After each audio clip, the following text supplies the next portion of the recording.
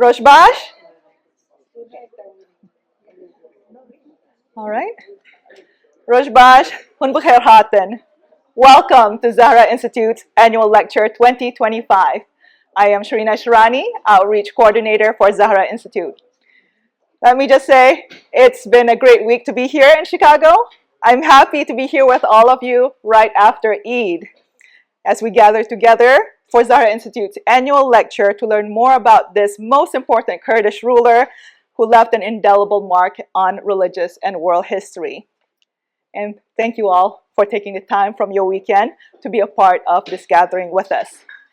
We also extend our thanks to Musalla Masjid Carpets for their generous support of educational institutions.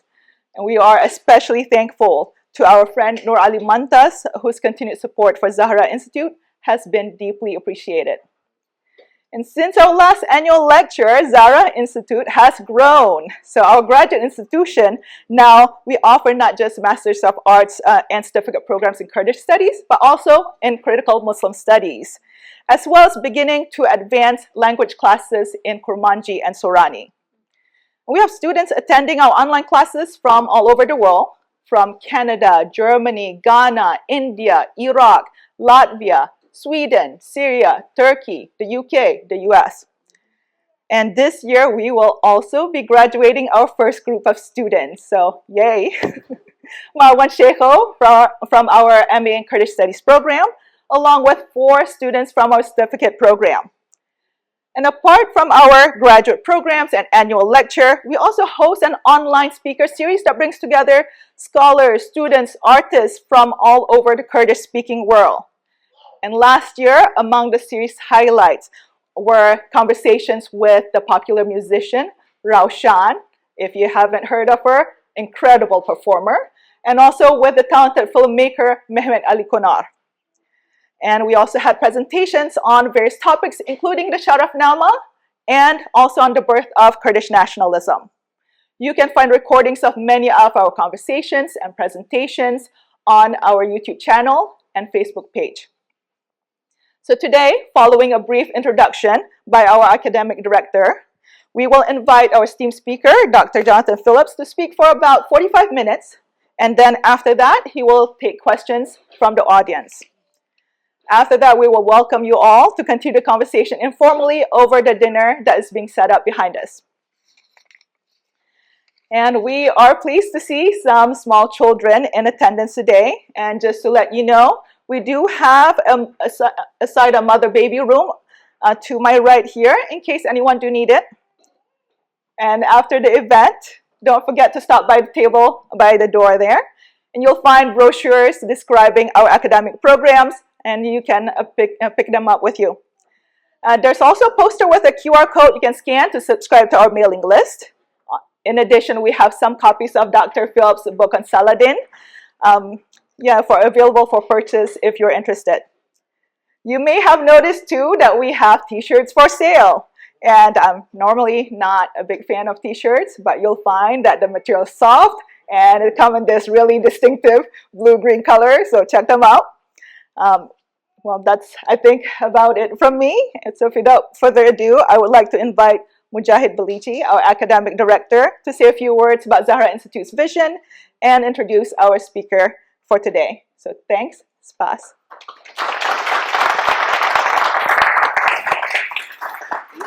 Thank you, Sharon.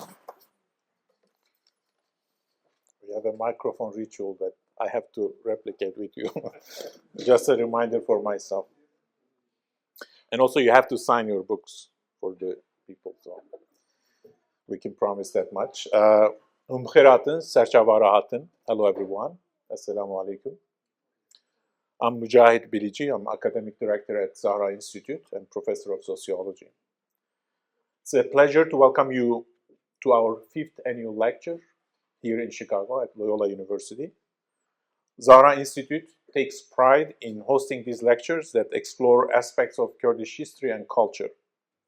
Let me say a few words about Zahra Institute before I introduce our speaker today. We are a nonprofit graduate institution.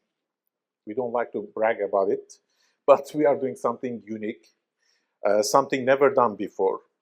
Zahra Institute creates space for conversations and academic explorations that have been missing, away from the politics of Kurds themselves and that of their frequently hostile neighbors.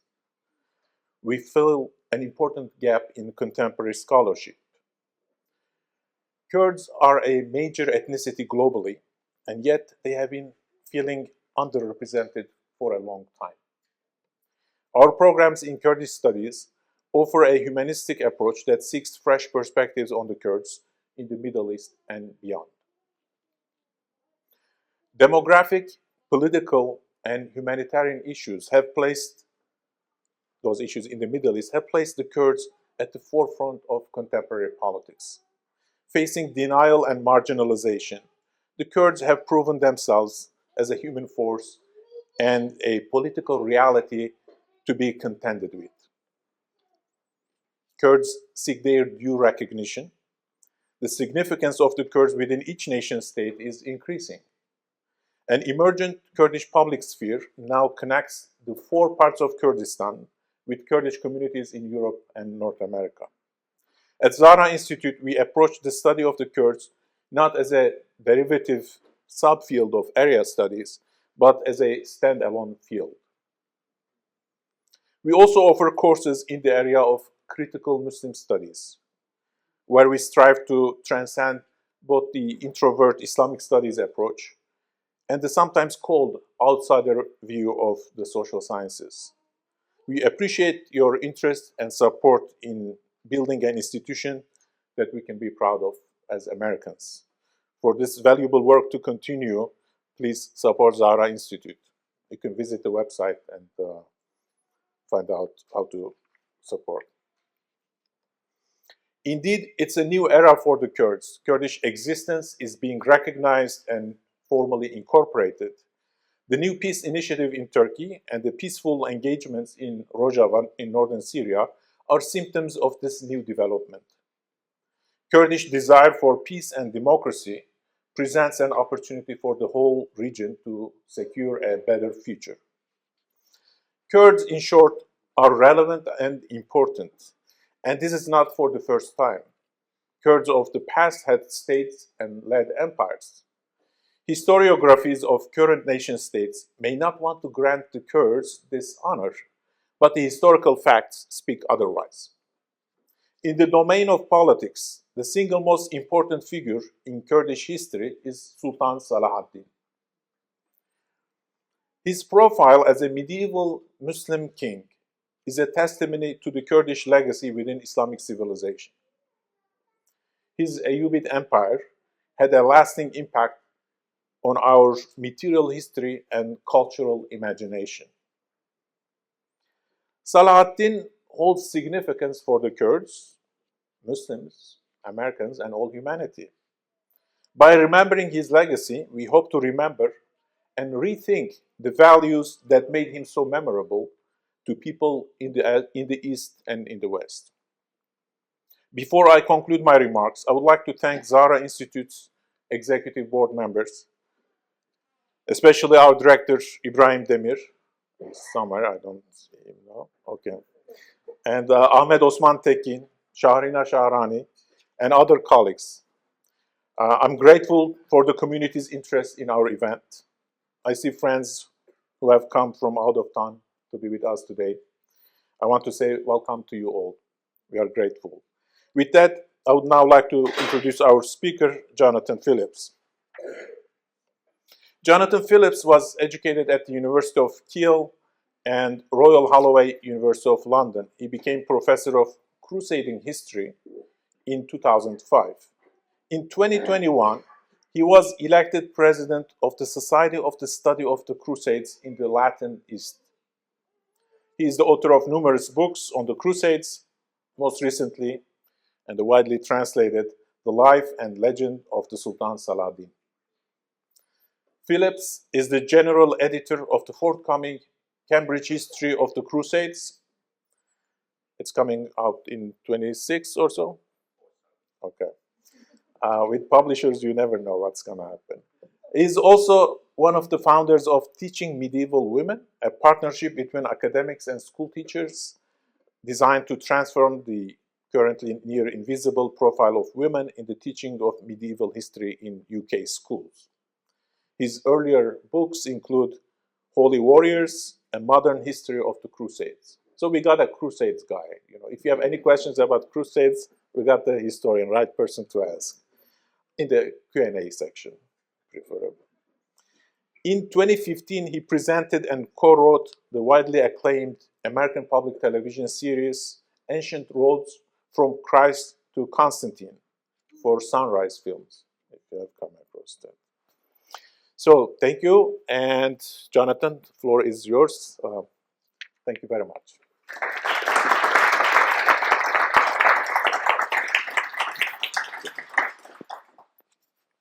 That's Great. your badge of honor. Thank you very much. Thank you very much, Mujahid and Ibrahim and Sharima for inviting me and for making me feel so welcome. And thank you all for taking the time to come along here this afternoon.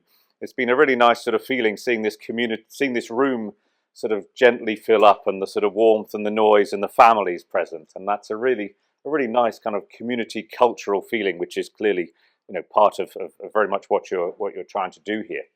And thank you also for that very generous introduction. What I'm going to do here today is obviously to talk about Saladin, and I'm going to start by giving you. Let's just.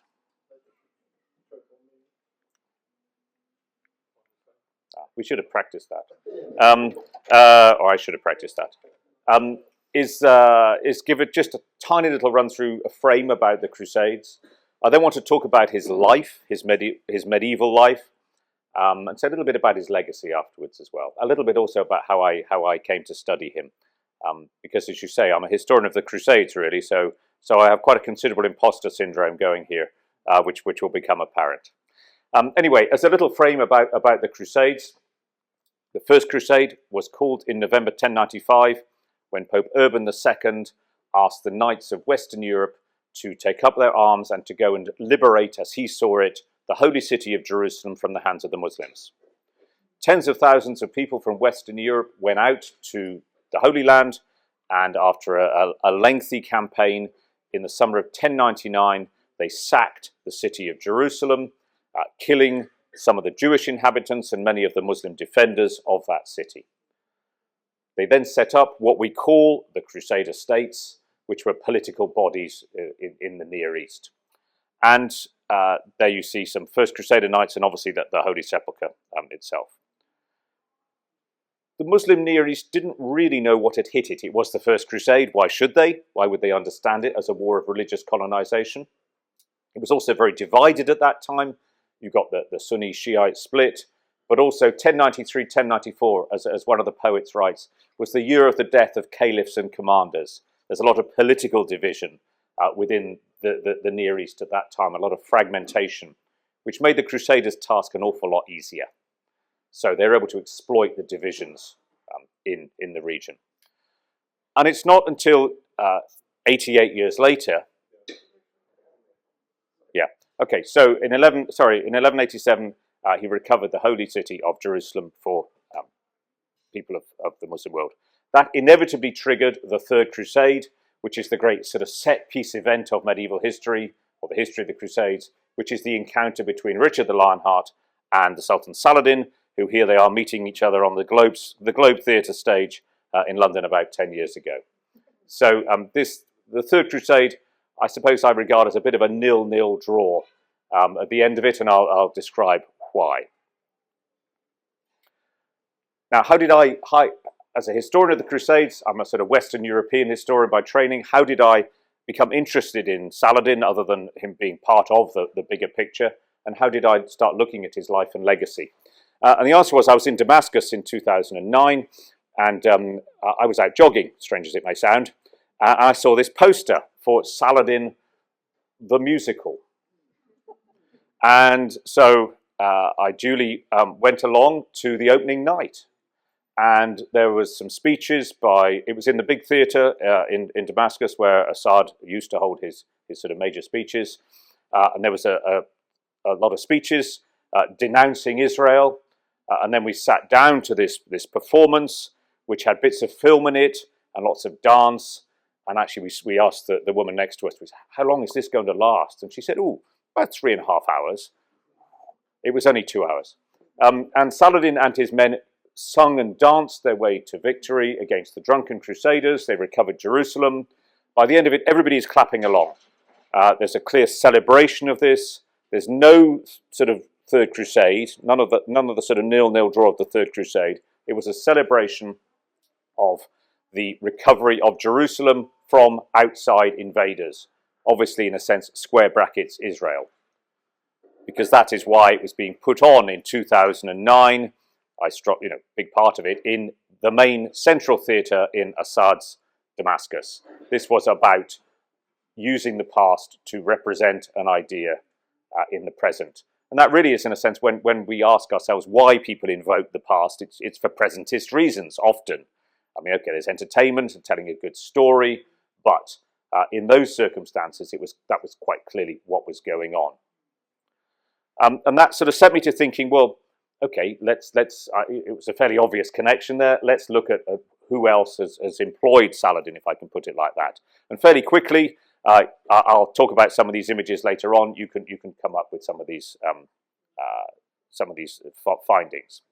So there was also a historiographical debate that I wanted to take on, and there's quite a sort of well-ingrained idea, written I think first by a German scholar in 1984, a man called Werner Ender, that the Muslim Near East forgot about Saladin until in 1898 Kaiser Wilhelm II came to Damascus and reminded the people there of how great Saladin was. And as a result of this intervention from a Westerner, an outsider, the Kaiser, the region then starts invoking Saladin a lot in the political dialogue of the 20th century.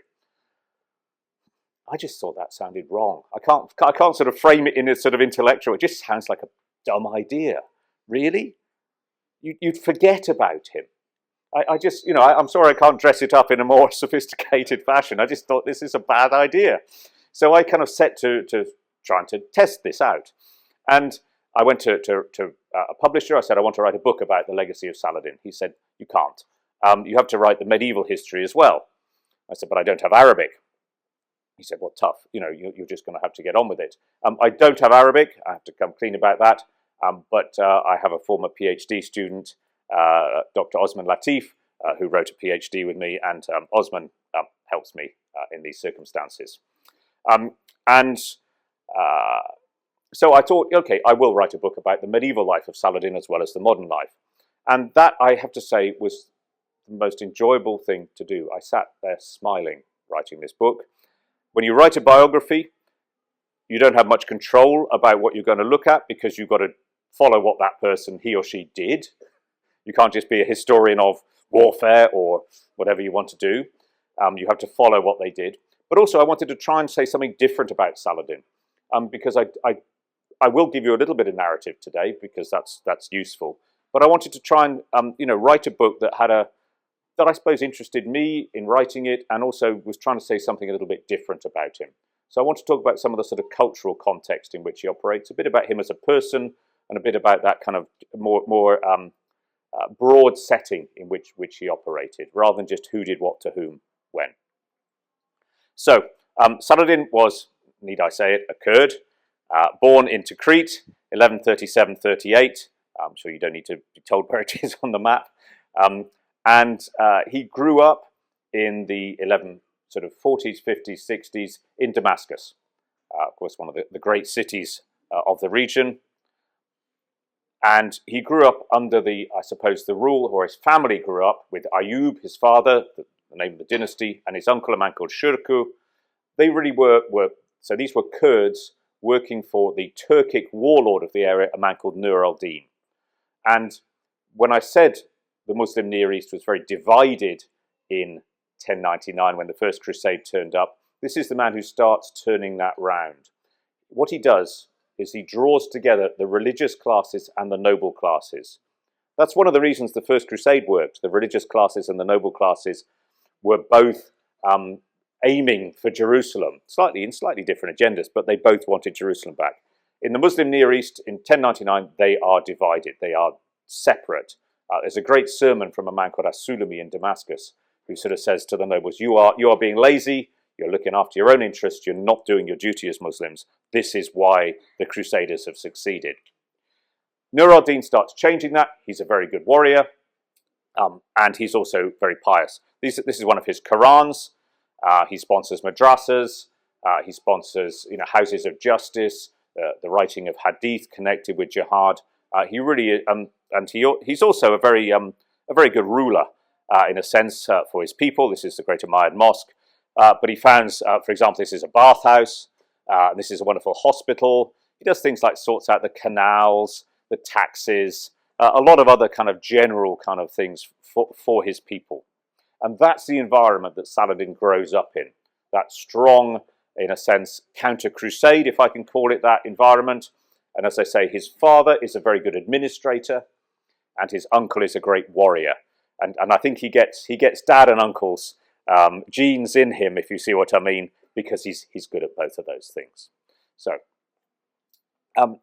in the course of the 1160s, the real battleground between the Crusaders, who of course are based here in Jerusalem, and here's Damascus, of course, the battleground becomes Egypt. And the reason it's Egypt is because, well, it's there on the map, the Nile, money.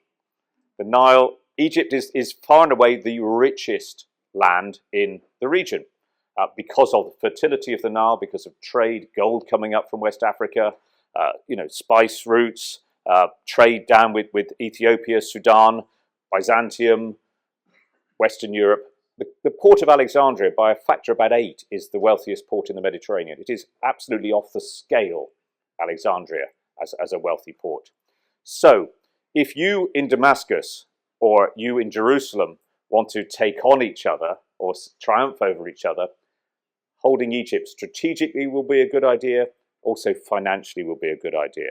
The distinction about Egypt, though, is that it's Shiite.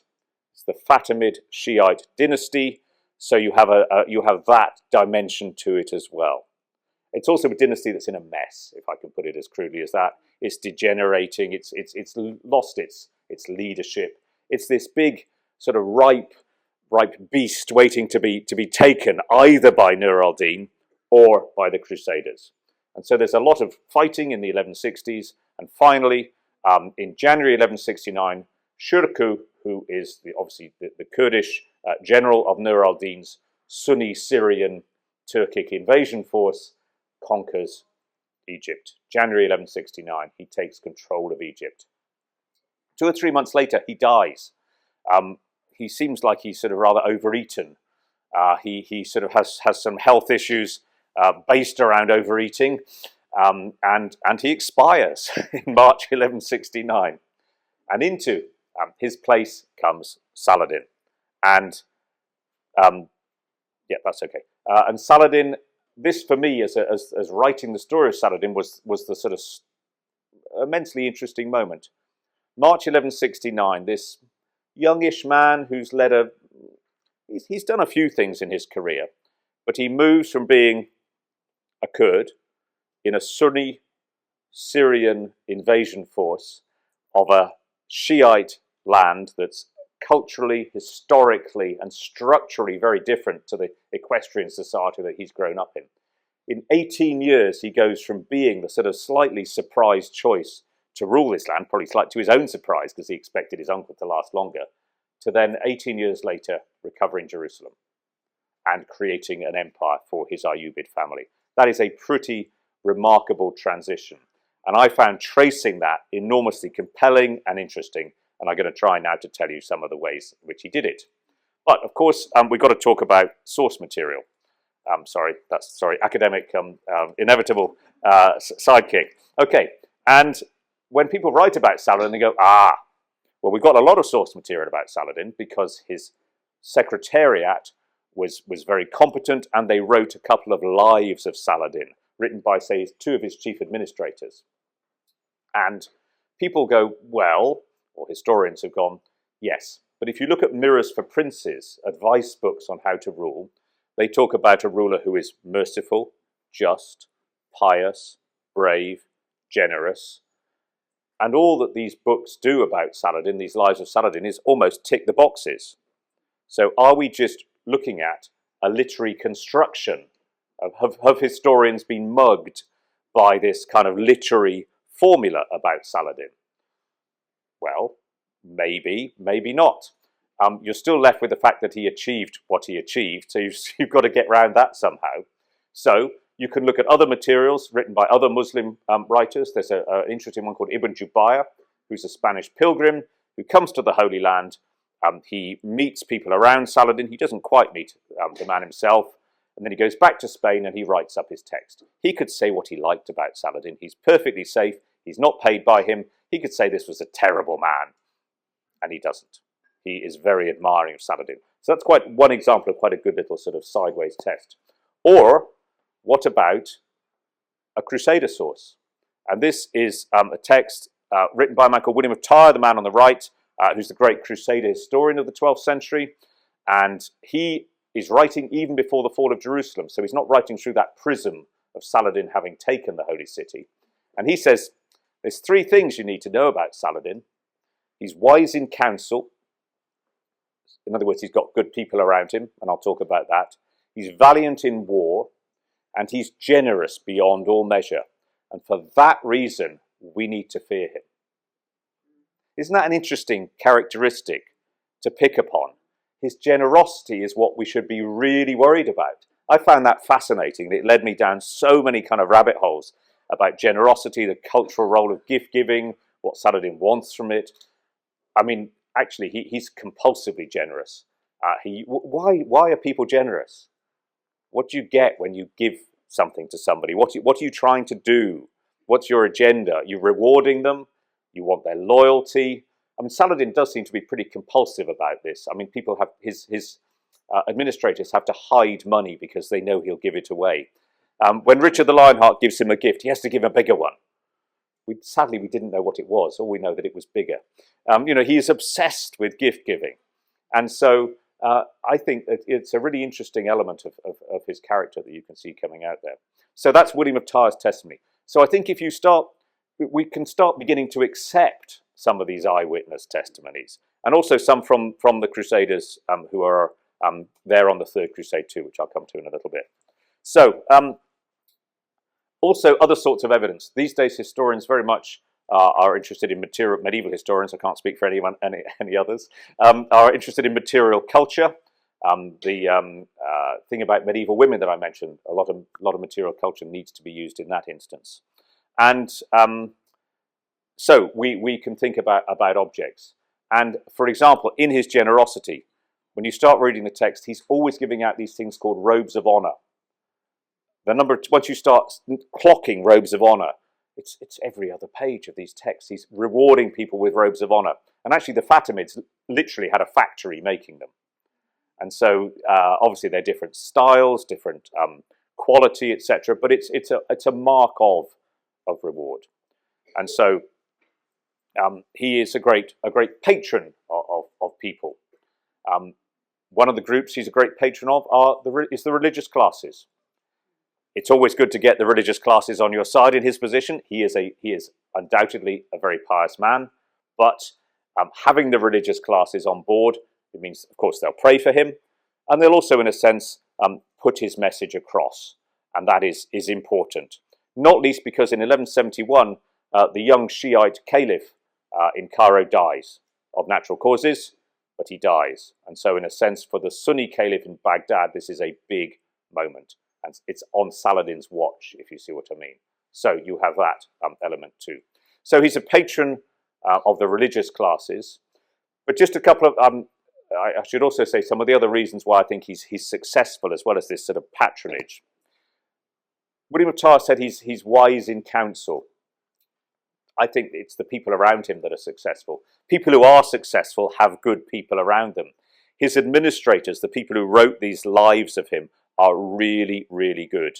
And he says, look, I want you to come and work for me. I don't care, even if you work for the Fatimids before, I can see you're good. I want you on my team. He has a very, very consistent core of people around him, and that's important. And they write propaganda for him. They get out news. They really, if there'd been social media in the 12th century, he'd have been all over it. I'm serious. You know, these men were great communicators on behalf of their patron. And the other reason he's successful, I think, is his family. The Ayyubids see that he is their way forward. They see him, if you like, as their front man. He's clearly charismatic. He's clearly good with his family. And for most of the time, latter bit of the Third Crusade, under the pressure of the Third Crusade, it does start creaking a little bit, I have to say. But generally, his family is incredibly loyal to him. And that gives him stability, trust, as well as good warriors, good administrators that he can operate. Just jump over to England at the same time. Okay, 1170s in England. Henry II of England has a civil war from his eldest son and his wife. Okay, the divisions in England, for example, from family are destructive. So Saladin has got good administrators and a family that largely, you can pick holes in it a bit, but stick with him. So he's got the money of Egypt now under his control, and he is going to start ruling Egypt. And what he does here is to basically establish an Ayyubid base. He and his family are ambitious, and they are bluntly building a dynastic empire here. And this is, in a sense, you can have Saladin as a hero, and he is, but he's also an empire builder and a usurper, because he starts challenging Nur al-Din, who is his former patron, and basically Saladin starts building a sort of nest egg in Egypt for the Ayyubids. They start taking control of it. And again, this is one of the reasons I think he's successful. But that's not the next picture that's going to come up. But I'll come back to that. So the control of Egypt is important, very significant. I just need to jump back to patronage just for a second. I just want to ask you, no, go do that one. What do you think that is? Possibly. Okay, next one. No, these are all good ideas.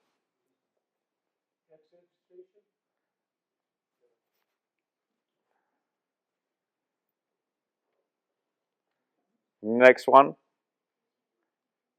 If you can read Arabic at the top, you might have your answer.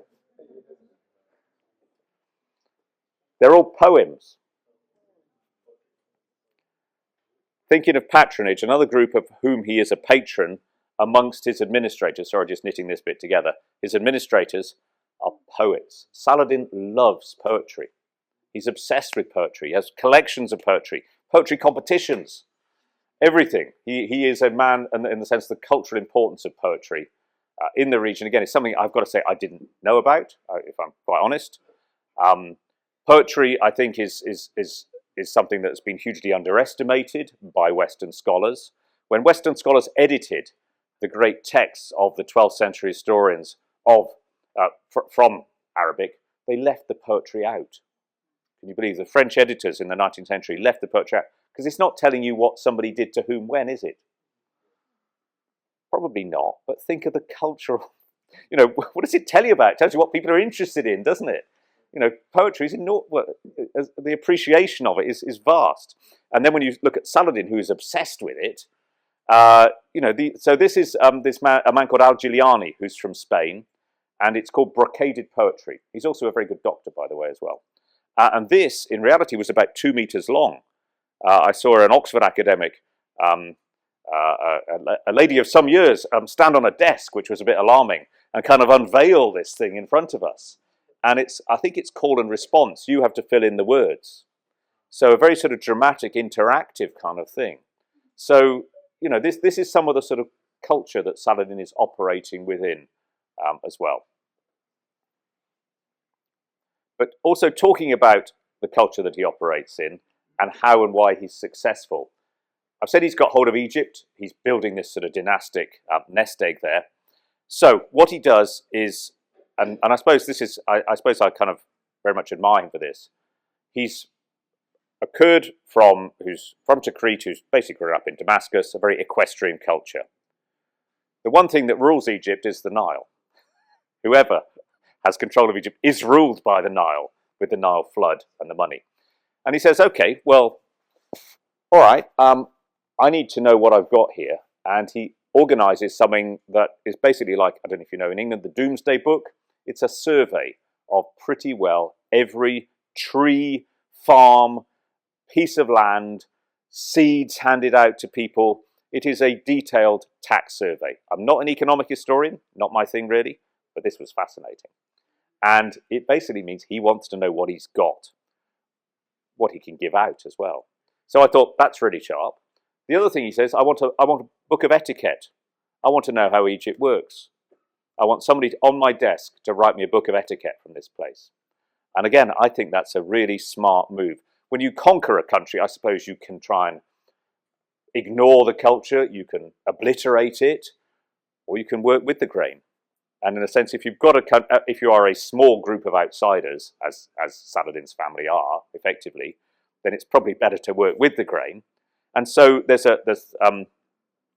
this ceremony in Egypt called the perfuming of the Nile, which basically every year when the Nile floods and it gets to the right height, the plenitude, this is a Roman thing, by the way, then there is a celebration because it means that you're going to have enough water for your crops, and the government's happy because it means it can tax you.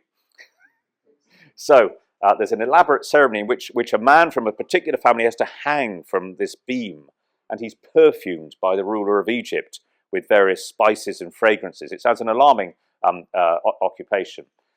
But Saladin, we have these descriptions of him going and engaging with the perfuming of the Nile. And that is a man who's working with the grain, who's adapted to the country, and also knows how to manipulate it and to get the best from it. So this is kind of, I think, some of the sort of the ways that he's working. But another thing that he does when he's in Cairo, and again, this is an insight into how he exists. Of course, there's processions, there's religious processions. He gets awarded some robes of honor by the Caliph of Baghdad when the Shiites are removed. And there's an interesting story at the end of one of those days. It's been very hot. He's been walking through Cairo in all these robes. And he gets back to the palace and says to his friends, "Can we please go and play polo?" He's obsessed with polo as well. And that's his way. I think of this man. We think of Crusades and the medieval period, so maybe warfare, conquest, administration. How do you wind down at the end of the day? Or how do you find out what a 12th century man or woman, how did they wind down at the end of the day? And he said, "Please, guys, can we go and play polo?" So that's what he does. The other thing he does, is that he likes hunting, which is, no, the blue one. Yeah, he likes hunting. And that's a pretty common medieval pastime, as we'll discover. So I hope you're getting a slightly sort of wider picture here of somebody who has grasped and adapted to his situation and is operating very effectively within that with his family and with his administration. But he is also empire building too. And so if we go to the map, Ibrahim, by 1174, Nur al-Din is getting a bit twitchy. His protege, if you like, has got hold of Cairo and is manifestly building his sort of family empire there. And Nur al-Din has asked him to come and help a couple of times, besieging Kerak here. And Saladin goes, "I'm really sorry, there's going to be a revolt in Cairo, I can't come." And the excuses are transparent. And Nur al-Din, in early 1174, gets an army together and is marching to fight Saladin. So that's a really interesting moment. And one of the other reasons Saladin succeeds is that he's often very lucky. I think successful leaders need luck. And Nur al-Din is about to march out and he falls ill and dies. And his successor is an 11-year-old boy. So in January 1174, Saladin was certainly on the up, but facing a very angry boss, Nur al-Din, and a pretty capable king of Jerusalem, Amalric. By the end of 1174, they're both gone, and they are both left young boys, one of whom's terribly ill, in their place. Now that is an opportunity. And from 1174 to 1186, those next 12, or 1187, the next 12 or 13 years, he spends drawing basically Nur al-Din's former empire of Damascus, Aleppo, and Mosul together. And that is a slow process, and it is him fighting and cajoling Sunni Muslims. And again, if you have him as the hero of Islam, yes, he defeats the Crusaders, but he does spend a lot of time fighting his fellow Sunni Muslims, and you can't get around that, and building his own empire. And I think, usurper is a word that sounds pejorative. Nur al-Din had done just the same before. Nur al-Din is a great holy warrior. He shunted the previous regime out of Damascus in 1153. So it is simply, if you like, the way of the world there. So he spends this period, 1174 to 86, 87.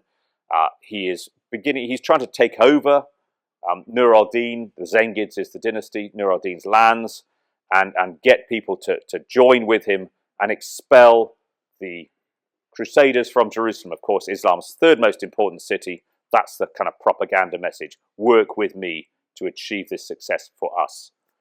And so there's conflict and tension with some of the fellow Muslims. There's also a couple of battles with the Franks. He has to, why aren't you fighting the Franks? Why are you fighting us? So the Franks is the name of the Crusaders. And the answer is he does from time to time. In 1177, there's a battle called Montgisard in which he gets thrashed and is rather lucky to escape from. But he slowly is getting the resource. He's got Egypt, he's got Damascus, he gets Aleppo. When he finally gets Mosul, he's got the pieces on the board. He's got the resources and the momentum and actually the need. He's been saying, you've got to come with me. He's got to deliver by the time you get to 1187. And he draws the Crusaders into a battle. The Horns of Hattin, which is this broken volcanic rim you can see. It's near Lake Tiberias, the Sea of Galilee. And there he puts the Franks, who are, I have to say, hopelessly politically divided. Talk about a sort of circular firing squad. They are pretty good at it. But he exploits those divisions, and he's got a large army. He's got a lot of archers. He's got a lot of water.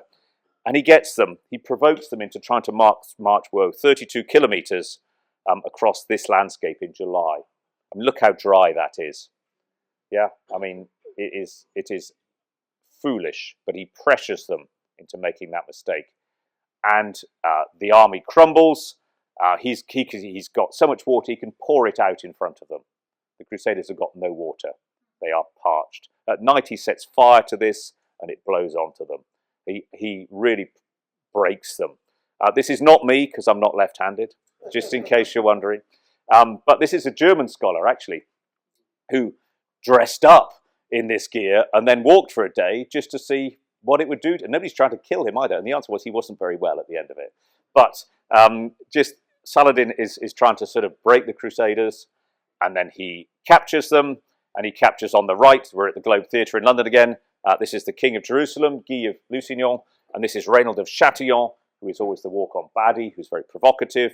And Saladin kills Reynold, but spares Guy.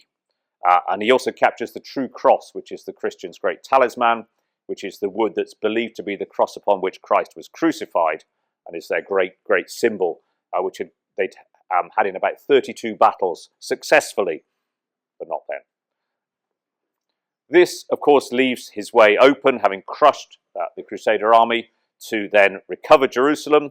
And after a fairly short siege, he's on the verge of breaking in when he has a choice to make. Should he avenge the massacre of 1099, for which there is some pressure upon him to do so, or should he do something different? And it's got to be said, the defender of Jerusalem, Michael Balian, does play his fairly lousy hand of cards very well.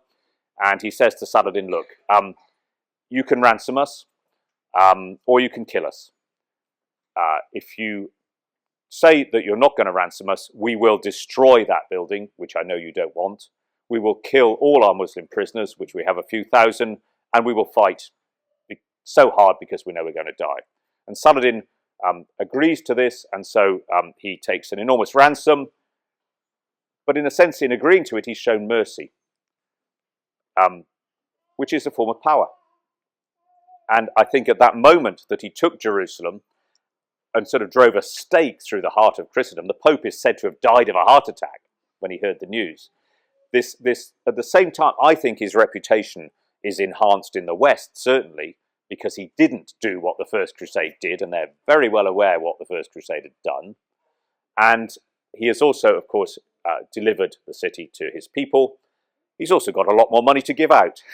There's more generosity on the way here. So this then triggers... Oh, hang on, yeah, go back. Okay, so this is interesting. Any ideas what this is? It's a dragon, yeah. It's the seven-headed dragon of the apocalypse, ladies and gentlemen. You should never be without one. And in 1187-88, head number 6 has got a little crown on. Saladinus. He is in the West in 1187-88. He is that bad. He is the son of Satan. He is Satan's instrument that he gets to be head number 6 on this beast. But within about 3 or 4 years, it's going to be entirely different. And there's a transformation. And I think that, again, is one of the really interesting things about Saladin, how he changes from being that beast to something I'll show you in a couple of pictures' time. You don't need to get there yet. A very different reputation. How does that happen? Again, interesting to follow. So he's triggered the Third Crusade, which is Western Europe's great response to the fall of Jerusalem. And you've got the Emperor of Germany comes out, the King of France comes out, and Richard the Lionheart comes out. And you have this sort of big set-piece battle. Actually, it's based around Acre, which is Akko in northern Israel. It's about 10 k's from the Lebanese border. You can see it has a medieval street plan. And there's a huge siege there that lasts for 2 years. And actually, historians usually skate over this because they only just go to the end where Richard the Lionheart turns up. But actually, it's a set piece for nearly 2 years. This siege lasts, and basically the Crusaders are located on this low hill, and that's the city of Acre down there. So they're based on this low hill. And if you go to the next one, thank you, Ibrahim, you're doing a fabulous job here. So this is the city. This is that little low hill. And then Saladin's forces are there. So there's Muslims inside the city. The Crusaders set up this enormous earthwork here. And then Saladin tries to get in. And this lasts for 2 years, this siege.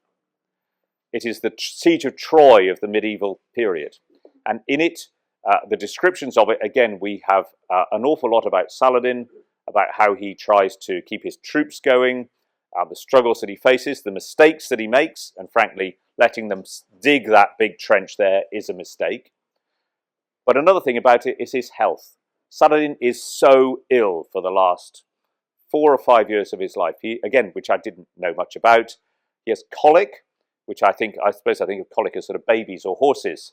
But it is something that can afflict adults. It sounds like a kind of irritable bowel syndrome. His immune system seems to crack up at one point. He's got boils all over his legs. There's the number of times he can't get out of his tent or get on a horse is quite surprising. It's quite seasonal, but it's a really interesting thing that he is often very, very ill. At the end of this siege, in June 1191, Richard the Lionheart turns up, and he is, it has to be said, a much better warrior than Saladin. He is terribly effective, and he breaks the siege, executes 3,000 Muslim prisoners, and then starts to march. Looks like he's going to march on Jerusalem.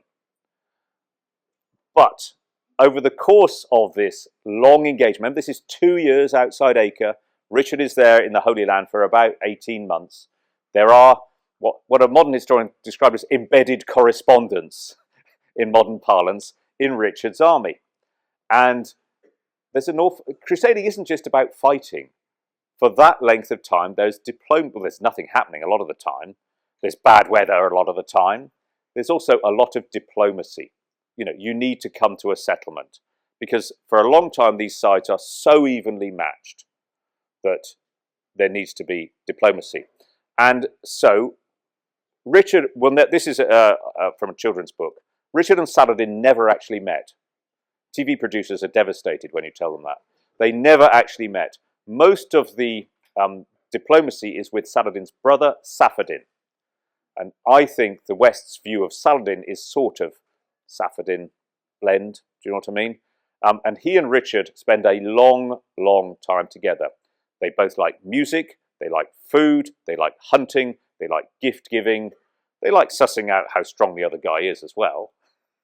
But there is this meeting, if you like, maybe not of minds, but certainly of sort of cultural values. Because of course there's adab, which values many, many things that are very similar to chivalry.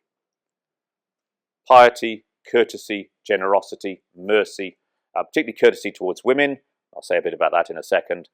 And in other words, the West likes what it sees in Saladin and Safavian because it's what they like about themselves. So that's where you have, and this is from Walter Scott's Talisman kind of thing, where of course they met. And so you have the sophisticated Saladin and the rather clunky Richard. And so you have this man who's gone from being the head on the dragon to a man who actually is rather like us, who we admire, and has got many things about him that we respect. Not least he's successful. And that's interesting. As early as 1196, there's a poet in the court of the King of Germany, and he writes to the King of Germany and says, you need to give money away when times are good, not just when there's an emergency, because Saladin does that. This is a poet in Germany writing to his king saying, be more like Saladin. He's the benchmark. Hang on, I thought he was the dragon. That's a change, isn't it? I mean, it's not for everybody, and it's certainly not to all Muslims, so don't get that impression. It's about this sort of Saladin-Safavian blend, if I can call it that, is part of it. So, the siege of Acre, it sort of goes on. Actually, sorry, can you go back? My mistake. Goes on, and Richard breaks it. He tries to march towards Jerusalem. A lot of this diplomacy. There's a couple of big battles which Richard wins, but Saladin basically manages to hold on to Jerusalem. By the end of it, it's like two heavyweight boxers who've gone 15 rounds. They're both exhausted. They can't touch each other. They're just standing there. They both run out of money. They're both really ill. They both got problems within their own domains, and they just agree that there needs to be a truce, and there's a 3-year truce is arranged. Interestingly, at the end of it, there's quite a little to sort of see how this chivalric thing has taken place. Some of Saladin's emirs meet Richard at the end of one of the battles, and in a modern term, they'd almost like want a selfie with him. They want to go up to him and meet this great man, and it's quite interesting. And then the parallel is some of the Westerners go to Jerusalem and they meet Saladin, and they want to talk to him. And so you have these kind of like moments of sort of interaction at the end of it. But skip this one. Yeah, in March 1193, Saladin dies. The crusade finishes in October 1192. A few months later, exhausted, worn out, Saladin dies in March 1193. And that is his tomb, which is there in Damascus. The Ayyubid dynasty, it has to be said, struggles in the immediate aftermath. Saladin has 17 or 18 sons. And some of the lads are within a few months of Saladin dying. There's war between a couple of his eldest sons. So his ability, if you like, to hold the Ayyubid confederation together is considerable and is put under pressure when he dies. Eventually, Safavian steps in and sort of takes control for a while and restores some calm. But you can see, in a sense, the skill and the authority of Saladin in holding it together. Are we okay for time? Yeah? What I'm going to do now is talk a little bit about the legacy of Saladin, down the centuries in the Eastern Mediterranean. So, I told you I wanted to challenge the idea that he was forgotten until the Kaiser reminded the Muslim world of this. And I spent a huge amount of time looking at histories, poetry, travel books, some legal documents, and think of the landscape of Jerusalem recovered by Saladin, the Saladin citadel in Cairo, the city of, there's physical manifestations of his presence there, but also you can find him in histories, the way that histories are copied, and in a sense he's not lost from that. And just to give you one example, the historian Naima, writing in Constantinople in Istanbul in the early 17th century, I think, or was it 18th? I can't remember. Says, well, Saladin was successful because he was a man of honor and he was noble, and leaders should be like him. And more importantly, books of history are overflowing with stories about him. And as for me as a historian, this throwaway line, books of history are overflowing with stories about Saladin. What a gem.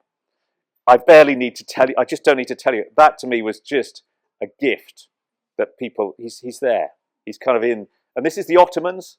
So we are a different dynasty. So again, there was an argument other dynasties wouldn't write about Saladin. Why would they write about Ayyubids? Rubbish. Books of history are overflowing. So then you move to the late 18th, early 19th century. You've got the situation where Western Europeans are coming into the Eastern Mediterranean and starting to, if you like, show their interest in the region, start coming in, trying to conquer it. And of course, this triggers memories of the Crusades, as well as this residual memory of Saladin and the Crusades that's been there down the years. And so 1798, Napoleon comes in and he invades Egypt, and a historian writes there, the French, again. Well, we don't like their clothes, we don't like their language, and we don't like their religion. And the last time they came here, we captured their king. And he's going straight back to 1250, when the crusade of Louis IX failed and he was captured and imprisoned at Mansoura. So an immediate recollection, again, not forgetting the time of the Crusades, is there in these texts. As you move through the 19th century, again, as a scholar, I'm trying to find evidence, and you start looking, the source material becomes richer. Printing, newspapers. A Lebanese newspaper in the 1860s serializes the 13th century life of Saladin. Newspaper proprietors do not serialize things that they think their readers are not interested in.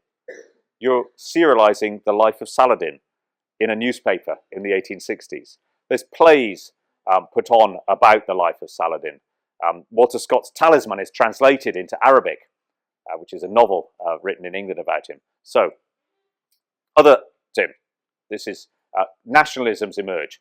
Kurdish nationalism emerges, and here on a daily newspaper, I think this is a very early issue, you have Saladin there, of course, as a cover story, if you see what I mean.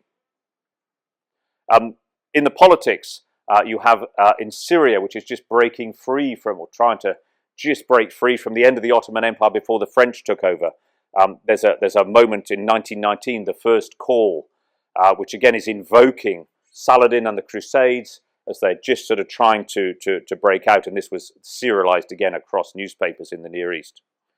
General Gouraud, the Frenchman, infamously came to Damascus in 1922 and kicked Saladin's tomb and said, "Saladin, we have returned. This symbolizes the triumph of the cross over the crescent."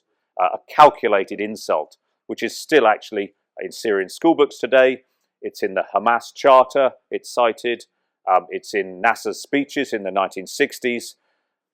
Whether he said it or not, there's some debate, but it's one of those things that's become true. Do you know what I mean? So you can see that Saladin is beginning to kind of gain a lot of currency as, of course, the man who drew together the region and removed outsiders. You can see exactly where that's going in the 20th century. So you jump down, I could give you many, many examples of this. They're in the book. But Egypt, for example, United Arab Republic, 1958, Nasser. Here he is at Saladin's tomb. That's Sadat behind him. That's the Syrian president. So there, of course, Nasser very, very keen on Saladin. Some of you may have seen El Nasser Saladin, the movie, the Yusuf Shaheen movie, which really effectively is a sort of broadcast for Arab nationalism. Richard, you're welcome here. You started this war. You're welcome to come here, but it's ours, is the message. It's a really interesting film. Terrible prosthetics, awful overacting, but it's great. It's an important watch. Okay. Other people who invoked Saladin, you can see in a sense of Arab nationalists who've looked at him. The Assad regime in Syria, images of the Battle of Hattin, this very fine equestrian statue put up in 1993, for the 800th anniversary of Saladin's death outside the citadel. I'll come back to that in a second. Other people, Saddam Hussein, of course, the irony of Saddam and Kurds, I need not tell you. This again, I think, and he again tried so hard to associate himself with Saladin, and these are his sort of tanks rolling to victory as Saladin's horses do. But again, as a piece of evidence, I think this is fascinating. It's like a bath mat. And again, you can have like fine statues in front of citadels, which are great, but this is tat. This is mass-produced tat. And it's, in other words, it costs nothing. This is cultural penetration of people just understanding what that is. And so I think that, in a sense, is quite a good indicator of where Saladin sat or sits in the region. Obviously, the Intifada, Palestine, Saladin's presence there, people like Yasser Arafat is reasonably evident to understand. And Islamism, bin Laden. Obviously, he capitalized on George W. Bush's comment after the horrors of 9/11 that this crusade, this war on terror is going to take a long time. And bin Laden was a gifted propagandist and said, well, I've been trying to tell you this for years, and now Bush himself has said it. But in connection with Saladin, he wrote a poem, again, poetry, about Saladin.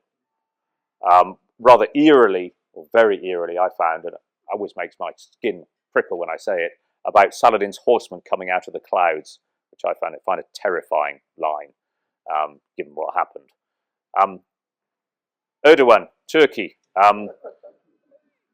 That is, I think that is a mock-up picture, but I will explain that one to you in a bit. And obviously then there is also the TV show, which I understand is the most popular TV show in Turkey at the moment, which interestingly has Saladin obviously as a very religious figure, but Nur al-Din, I told you, he usurped Nur al-Din. My understanding is that in this, his family adopts Nur al-Din's family adopts Saladin, which is a rather smoother transition. Some students of mine, their parents have seen it, and I say, well, I'm sorry, it's not right. And they go, my mum's going to be devastated. But this, again, is the power of television, the power of media to shape these things. The number of essays I mark on Kingdom of Heaven, again, the power of that shaping people's imagery, that's another whole conversation. Again, with my acknowledgement that you all know way more. I mean, this is not, why am I telling you this? Why am I showing this slide?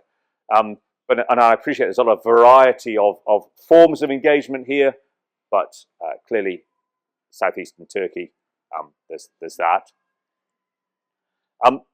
Last couple of slides now, relax. It's not just, in a sense, politics, leaders. I think when I was doing this book, in a sense, it's trying to understand, if you like, the osmotic presence of Saladin in the culture, in books, in stories, in plays, in schools, in history. He's just there as part of, if you like, the culture of the region. And it's such a strong, strong presence. And he's there, I suppose, in part because he did recover Jerusalem for Islam, and he did eject the invaders very significantly. But it's also, I think, his qualities of leadership. And I think that's part of it. A man called the Sultan Baybars, who's a Mamluk, in the 13th century, he's the guy who actually ejected the Crusaders full stop. He's a completely lethal general. He's way better than Saladin, bluntly. And there is a thing called the Sirat, the songs of Baybars performed by street singers for centuries. But I don't think Baybars has lasted quite so long, quite successfully, because A, he didn't get Jerusalem. It was already back in Muslim hands then. And B, because frankly, if I can put it really crudely, he's quite a nasty piece of work. You don't trust Baybars an inch. He is a brutal leader, a very tough leader. And if you want to look to somebody for inspiration, then this man who is merciful, bold, pious, generous, etc. The man who, for example, when the baby is a good cue, when a Frankish baby is stolen, because I'd forgotten the story and that reminded me to tell you. It was the one last story I said I'd tell you. A baby is stolen from the Crusader camp, and the mother is obviously distraught. And the Franks say, well, go and ask Saladin for it. It's interesting they say that. So this woman goes across the lines, goes to Saladin, who understands it's been sold in the market, and he organizes the baby to be found. He pays the man who bought it, so no financial loss, and reunites it with the mother. And everybody bursts into tears. It's an emotional scene. Now you might say, isn't that invented? It may be.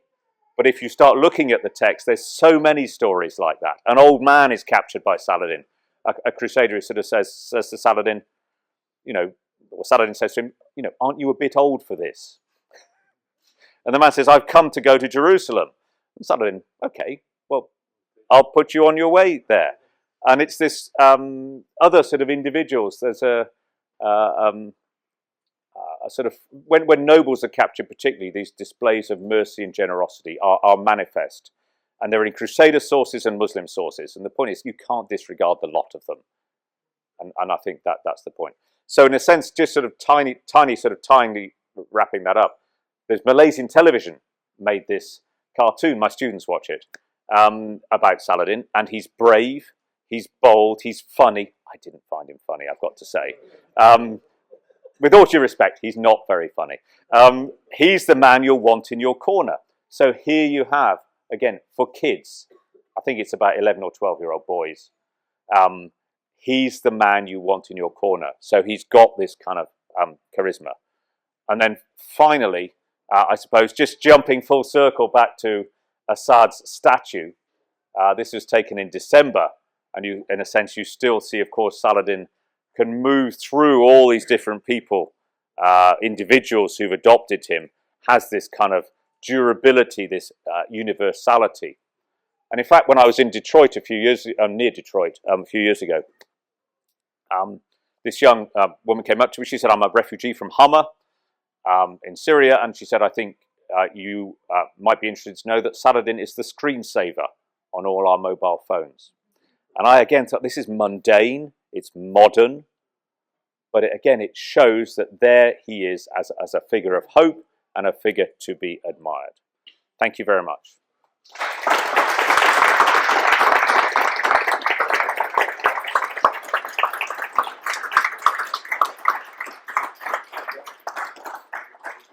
Thank you. Sorry if that went on a bit. So I'm happy to try to answer your questions, if you have any. Thank you so much. It was an eye-opening presentation, very lively, and I'm sure there will be lots of questions about it. My nimble assistant will bring around a wireless mic so that you can ask comfortably without having to shout. So, please. First question, anyone? Well, if you're thinking of any, again, I keep remembering things I meant to tell you. Saladin's family. I didn't talk much about that. I talked about his brother. Women in Saladin's life. I told you he had 18 sons, not from the same woman, you'll be delighted to hear. He had one wife called Ismat al-Din, and we know very little about her. The only, because the sources tend not to write about that, is that in 1186 at Mosul, he's ill again, and it looks like he's going to die. And so he starts writing to his wife every day. And I think that's it's just there as a little kind of giveaway. He obviously, he loves her so much, he thinks he's on the way out and wants to write to her. There's a rather sad kick to this because, in fact, she dies at this time in Damascus. And they're very worried about telling Saladin that the woman he's been writing to every day has now died. But he survives it. So that's just a tiny little glimpse. One or two of his sisters we know rather more about. And they're great patrons of religion and learning and law in Damascus and in Erbil, actually. But it's interesting. Sorry, I wanted to tell you that.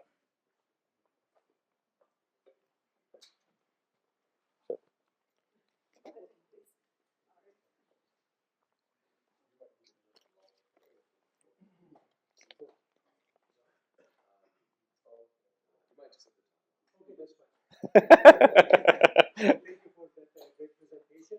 So I was just wondering, you said Saladin was the founder of the Ayyubid dynasty empire. So that his background is from Iraq to Crete, and then he spent some time in Damascus.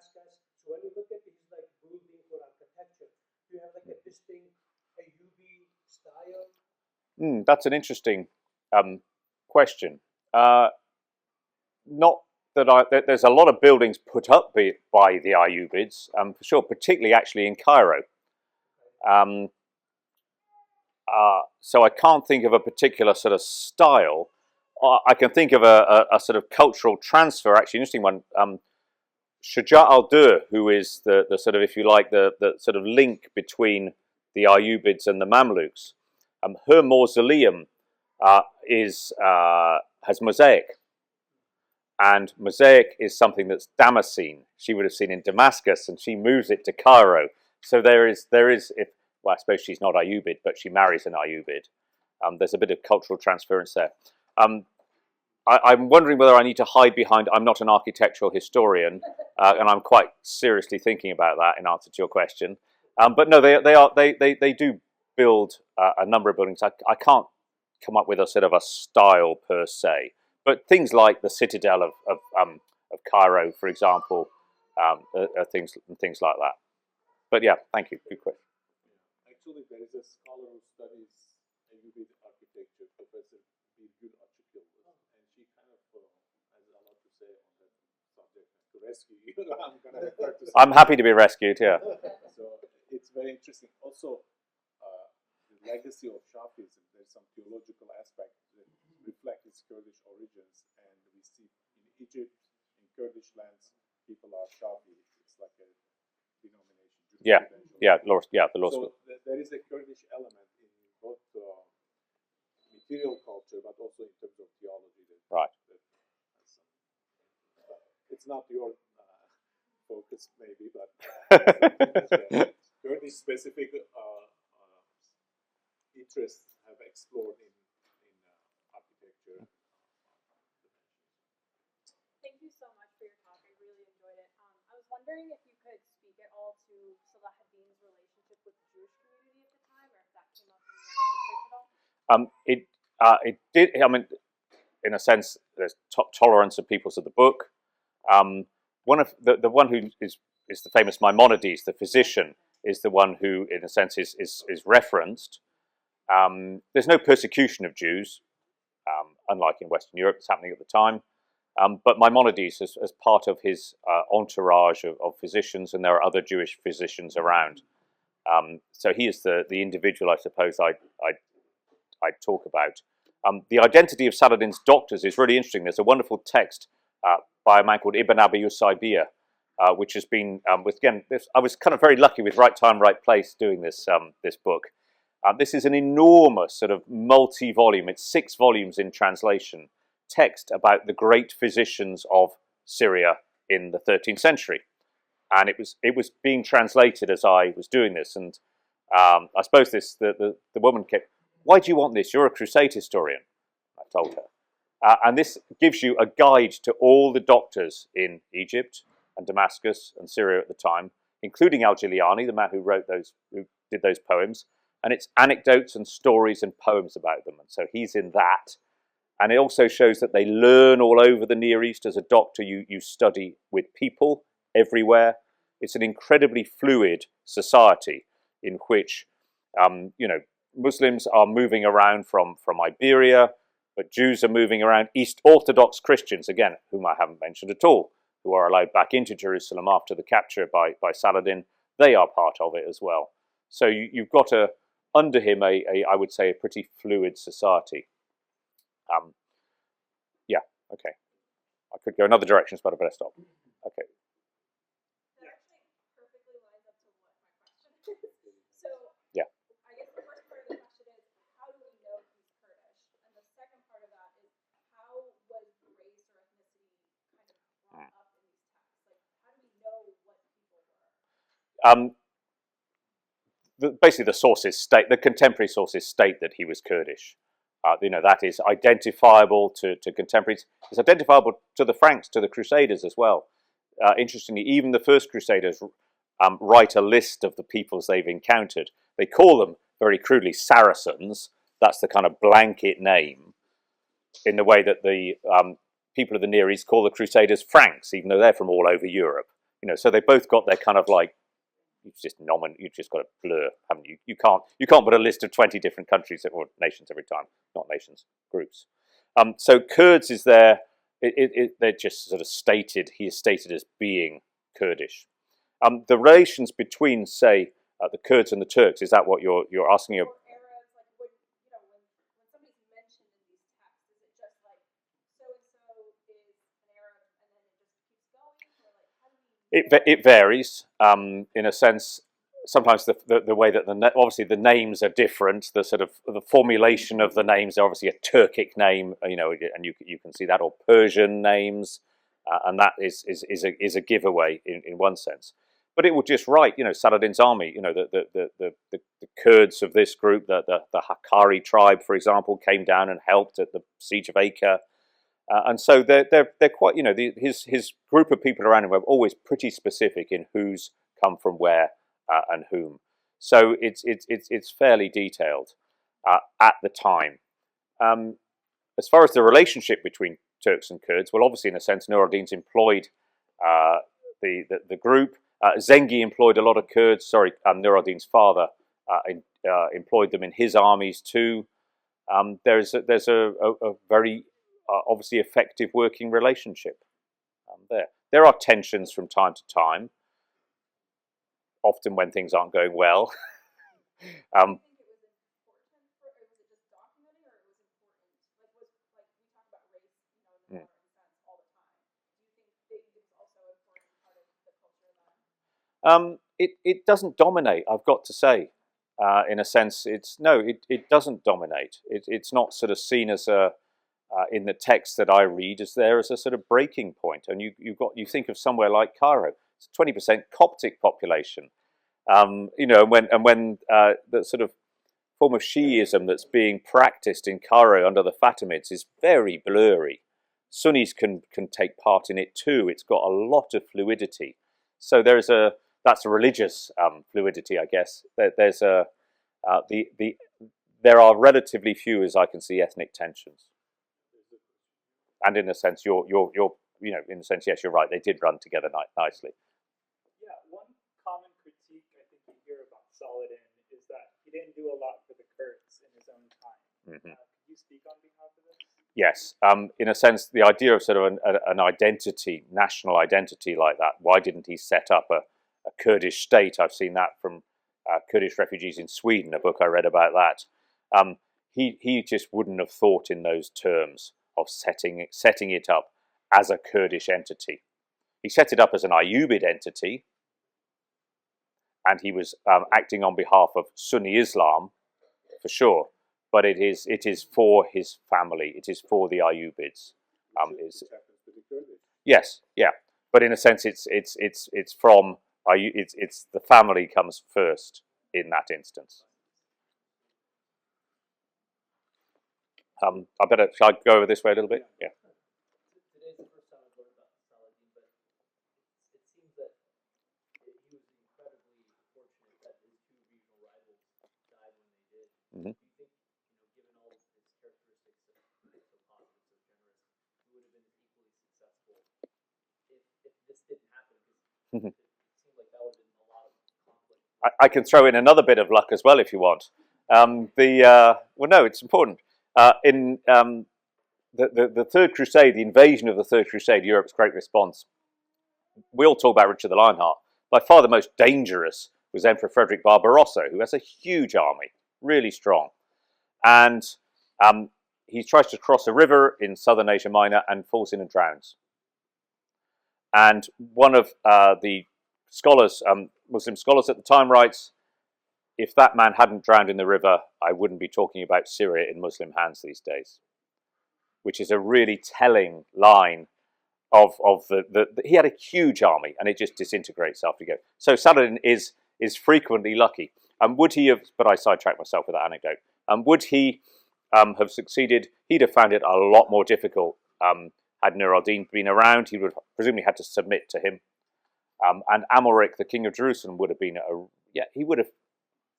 he would have found it much harder. One suspects he might have ended up with just his dynasty in Egypt. The chances of spreading into Syria would have been very low. But that's a what if, isn't it?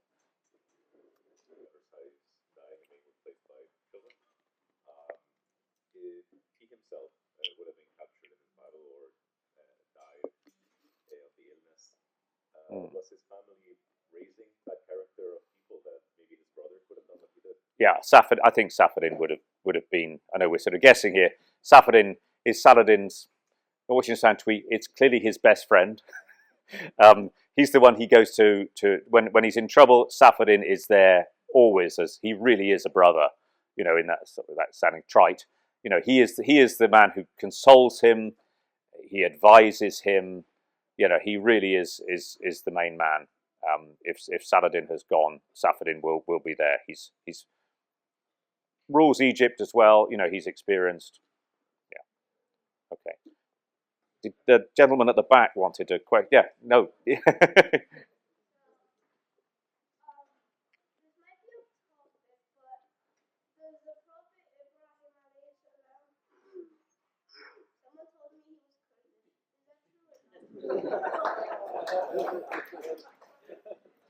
I knew it was going to be an impossible question when I saw you stand up. I thought, this. Why did I do that? Why did I do that? I think I maybe should defer to. Look, I'm blushing here. I need to fix this behind the thing. Turn the camera off. We are all children of Adam. It's something we should discuss more widely. Am I getting? Oh God! Somebody. I'm going to go that way again a little bit.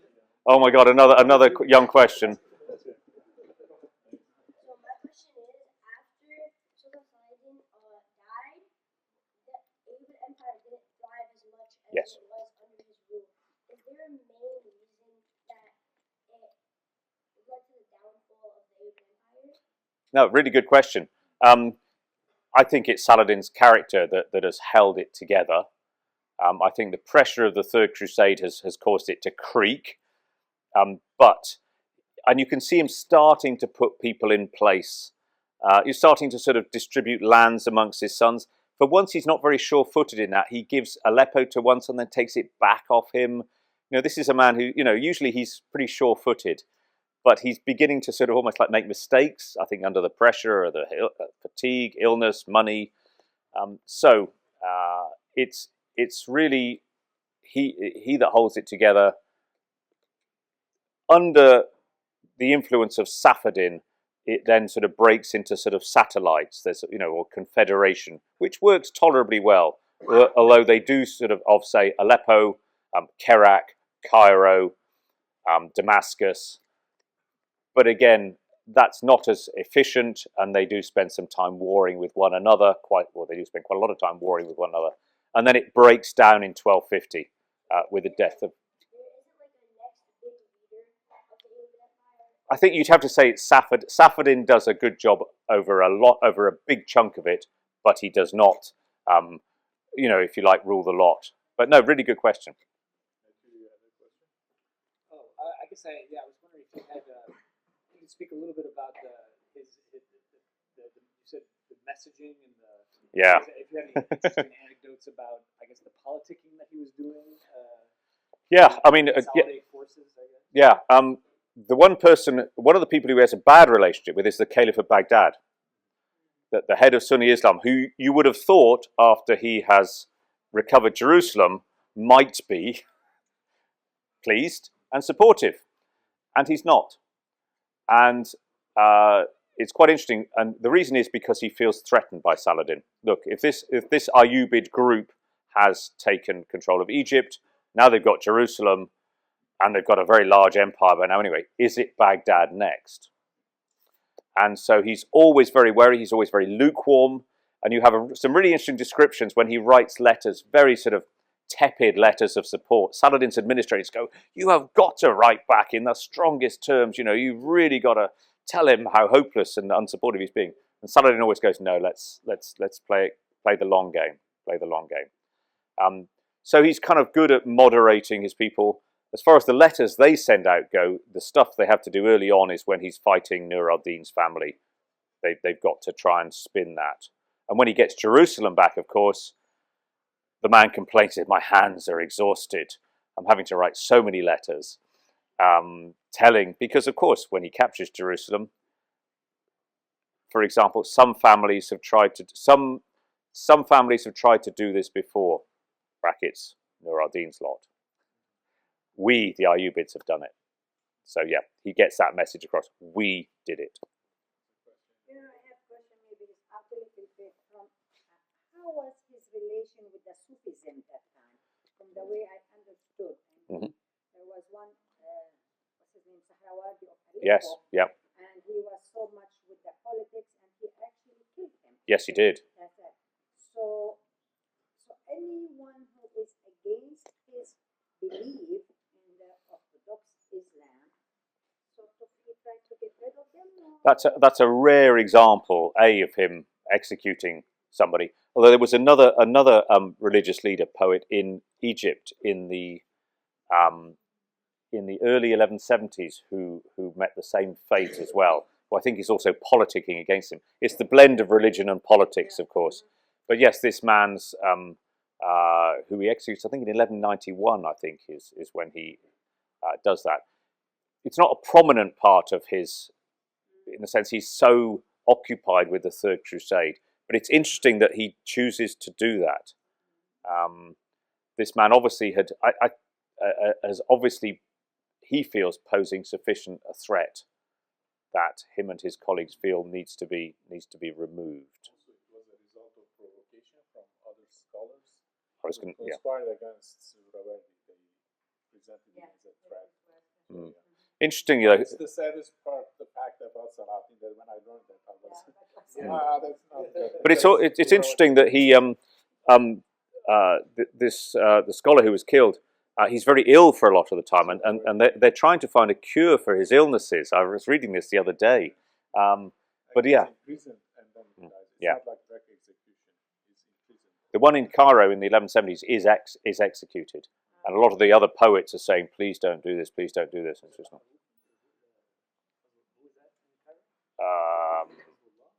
I can't remember off the top of my head. I can show you where it is, but.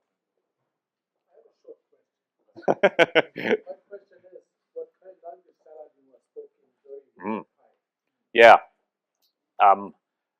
I think in medieval times people are multilingual. I think some of his scribes are writing in Persian, for example. I think Qadi al-Fadil, Ibn ad-Din al-Isfahani. These people come from a range of geographical backgrounds. They must be. And what's the language of the poetry? The short answer is we don't necessarily know. We know he's literate. We know he writes. I can't tell you what language. I presume it was Arabic that he was writing. But I suppose, coming from England, we're so mono that I think medieval people across that time are multilingual, and he simply has to be dealing in multiple languages in the way that people in Western Europe are dealing in Old French, in English, Latin. It's kind of it's a range.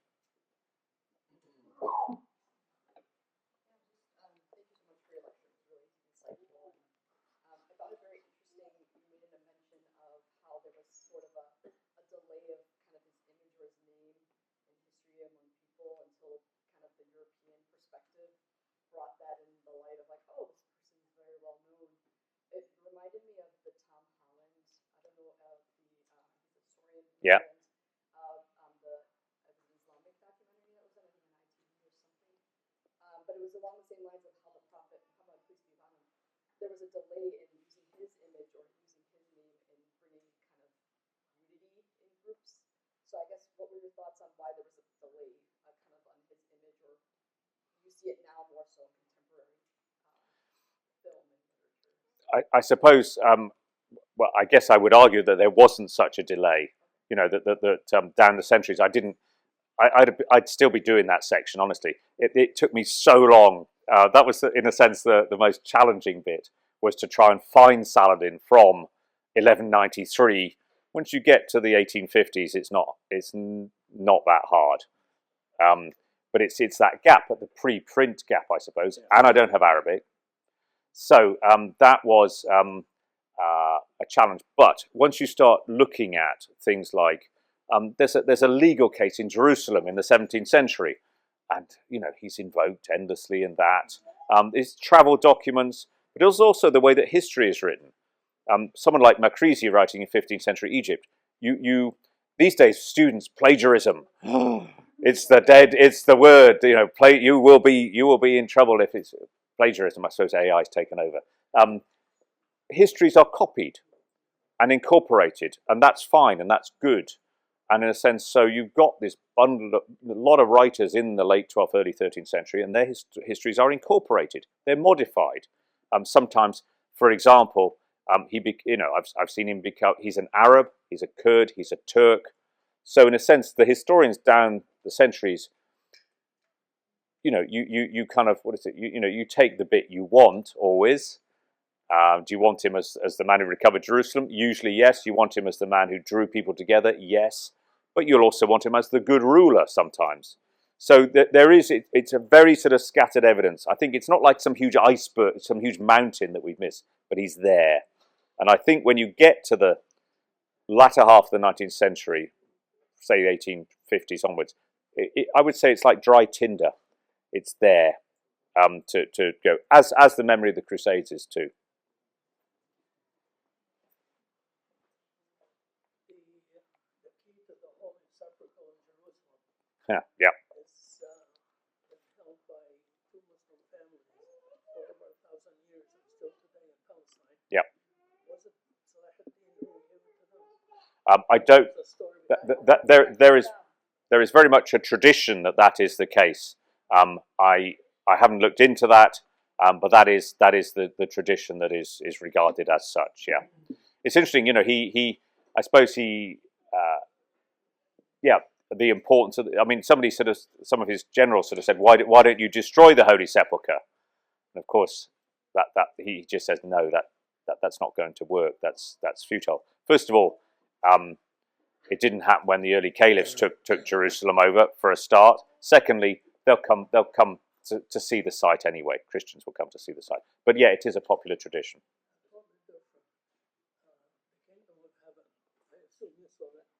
I did. What were you thinking? What did you feel when you saw that? What did I feel when I saw the Kingdom of Heaven? I don't like reading medieval history novels, and I don't like medieval history films, except Al-Nasser Saladin, which I love. I really do. And I don't like many other old movies. Well, I was annoyed because I went to the press launch of it, and Ridley Scott insisted that it was all true. And that assertion that it was all true made a rod for his own back. If you're making a movie, you're there to entertain, and it's fiction, like the Turkish TV show. It's fiction. If you're making a documentary, that's a different thing. But you can't make a film is not a documentary. I found it. I mean, as a historian, you have to kind of there's so many things that are irritating about it. The idea that Balian, at the end of it, it's a creature of its time. It's post 9/11. Okay, so it's against religious fanaticism. At the end of it, when Orlando Bloom stands up and say, there is a greater kingdom, it's one of, basically he's arguing that chivalry is more important than religion. That's his kind of Henry V speech in Jerusalem before it's about to fall. If he'd have said that in 1187, somebody would have said, where's the matches? This guy's a heretic, we need to burn him. The idea of in a sense, putting religion down in the way that he did was just unrealistic. I thought the Saladin, it was Ghalom Massoud, the Syrian actor. I thought he was, he believed he was Saladin, as so many people have down the centuries. And so, I thought he looked the part. I've seen other documentaries or dramas where Saladin has been much younger and plumper, and I think he looked tired. There were bits of sort of colonialism showing people how to make water work or things like that, which were just jarring. Ridley Scott can do a good battle scene, I suppose. So a lot of frustration, but going down the years, I've grown to see how influential it has been. Whether you like it or loathe it, it was a big, big movie, and is the last movie about the Crusades, to date. So as a scholar, I have to kind of deal with it.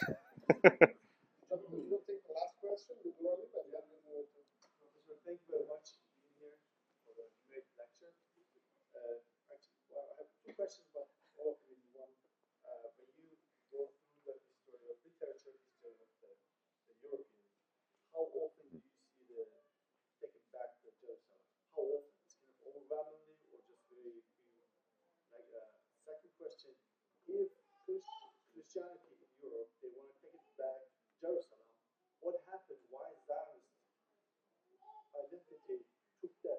Sorry, I missed the last bit of. Christian crusaders give up Jerusalem to Zionist movements if they have a very strong believer of taking back Jerusalem. What happened in Okay, that's a big question. In a sense, yeah, the wish to recover Jerusalem down the centuries, when Saladin, well, first of all to capture it in 1099, then Saladin gets it back in 1187. Interestingly, in 1229, the Emperor of Germany negotiates it back by peace. He's an Arab. He speaks Arabic. He negotiates Jerusalem back peacefully in 1229. Muslims get it back in 1244, and then hold it until Allenby gets there in 1917. And so that, in a sense, is the sort of thing.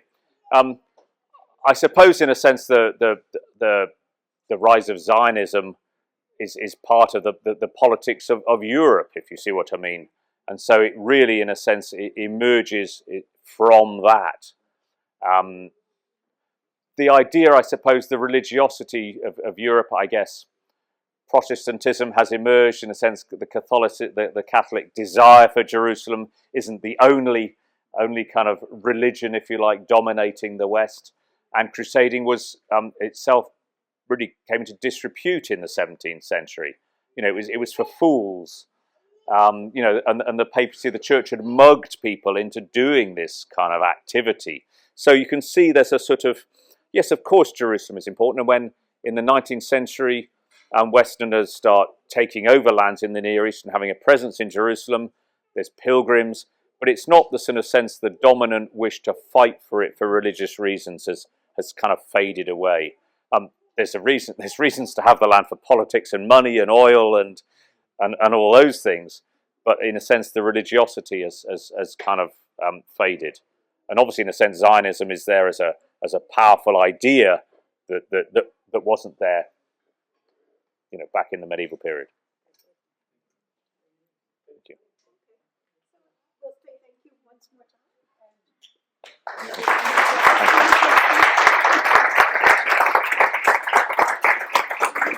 Oh, thank you. Thank you. And there's dinner, so please stay, have food, continue the conversation. It's been very hard to speak with the smell. Has been kind of like, you know. Okay, then I have a question. When we talk anti-Semitic, Oh, shall I probably should. Anti-Semitic came from Europe, nothing to do during the Middle East. It is an European. The first pogroms against the Jews are the first major ones are triggered by the First Crusade. Crusader. Yeah, but strangely, when the Crusaders, I don't know if I'm still talking about it. Maybe when the Crusaders take Jerusalem and the Crusader states, they do not persecute the Jews within the Near East, seriously, which is a real paradox, isn't it? Exactly. The Jews exist in the Crusader cities. They usually things like glassmakers, traders, things like that.